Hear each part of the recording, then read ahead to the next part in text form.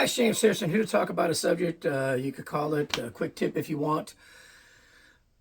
Snares. And I tried these back in the 80s and everything like that. That was really popular. These are extra wide, like 40 plus strands or 42 or whatever, possibly 40. I didn't count them. I quit using these a long time ago, and I want to tell you why I did. Um, I feel like a standard snare works just as well, maybe one that might be up to 30 or so at most. And the reason I say this is probably, I'm going to say, 3 to 3.5 inches or so, possibly pushing 4 from here to here, from the top of this to the bottom of this, okay?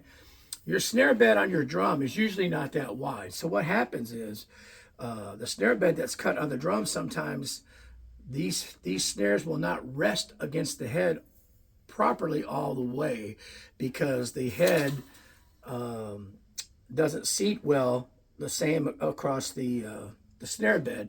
And sometimes the extra wide snares have a problem, and you'll get a lot of snare drum sound. If that's what you're looking for, that's fine. But there's a reason I quit using these, and that was the reason.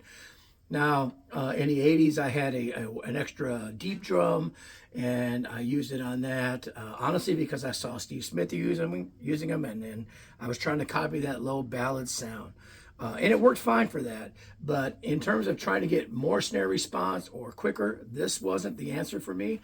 There's a lot of people that love them. If you do, that's great. But the reason I quit using them was because when I would put them on, I would notice that if I was going to measure the snare bed, the way it's cut, most of them weren't as wide as what these snares were. Now they're cut wide enough to get strings or a strap in, but it doesn't mean that the head allows the snares to set equally across. So that's why I quit using these. They're not bad. I'm just telling you why I don't use extra wide snares anymore.